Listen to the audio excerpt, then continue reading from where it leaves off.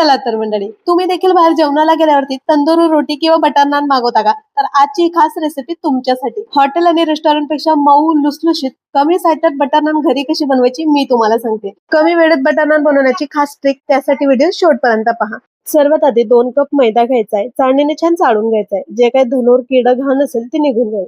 त्यानंतर त्यात घालायचंय अर्धा कप एवढा दही, 2 लहान चमचा साखर घालायची, चवीपुरता मीठ घालायचंय, अर्धी चमची खायचा सोडा घालायचा आहे आणि 1 चमची बेकिंग पावडर. त्याचसोबत अर्धा कप दूध घालायचंय आणि छान मिक्स करून आता कणिक मळायला घ्यायची. कणिक मळताना मात्र कणिक थोडी सैलसर किंवा नरमच भिजायची आहे. अजिबात घट्टसर मळायची नाहीये. इथं मी पुन्हा अर्धा कप पाण्याचा वापर करते. अर्धा कप पाणी घालून मी पुन्हा आता छान सैलसर अशी कणिक मळून घेणार आहे. तुम्हाला हवं असेल तर तुम्ही पूर्ण दुधामध्ये किंवा पूर्ण पाण्यात कणिक भिजली तरी देखील चालेल. छान सैलसर कणिक मळून झालं की अर्धा ते 1 मिनिट अशा पद्धतीने आपटून घ्यायची. त्यानंतर कणकेचा गोळा तयार करायचा आहे. पुन्हा त्यावरती 1 चमचा तेल घालून मळून घ्यायचंय. मी सांगितलेल्या पद्धतीने जर तुम्ही कणिक मळाल तर तुमचे देखील नान असो किंवा तंदुरी रोटी अगदी सॉफ्ट हॉटेल रेस्टॉरंट मध्ये मिळते अगदी त्या पद्धतीची बनेल. आता कणिक मळून झालंय, एका भांड्याला तेल लावून त्यामध्ये कणकेचा गोळा ठेवायचा आहे, म्हणजे भांड्याला कणिक चिपकणार नाही. झाकण झाकून 10 ते 15 मिनिटं बाजूला ठेवायचंय. 10 ते 15 मिनिटं झालेत. इथं बघू शकता तुम्ही कणिक किती छान फुलून आली. आता तिला पुन्हा आपण 1 ते अर्धा मिनिटं कणिक मळून घ्यायची. कणकेमधनं छोटासा गोळा तोडायचा आहे आणि जसं आपण पुरणपोळीचे गोळे बनवतो त्याच पद्धतीने कणकेचा गोळा बनवायचा आहे. अशा पद्धतीने आतमध्ये त्याला फोल्ड करत जायचंय कणकेला. गोळा आपला तयार झालाय.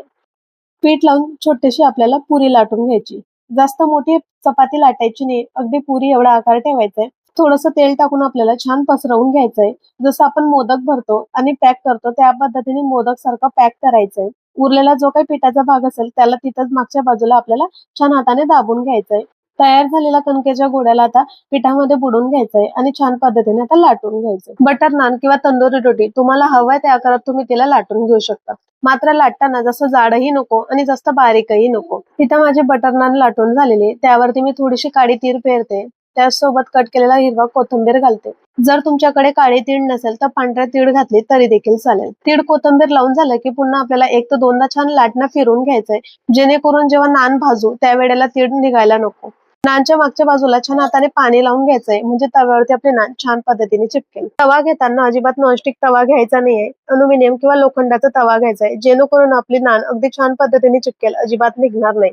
इथं पाहू शकतात 1 ते 2 मिनिटं तव्यावरती छान नान भाजून घेतले, छान फुलून आले.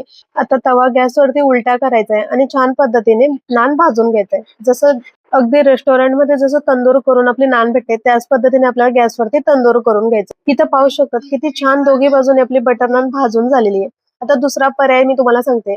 जर तव्यावरती बटर नान चिपकत नसेल तर आपण काय करायचं नाही, एका बाजूने तव्यावरती भाजायचंय आणि दुसऱ्या बाजूने अशा पद्धतीने चिमट्याने पकडून गॅसवरती तिला तंदूर देऊन घ्यायचंय.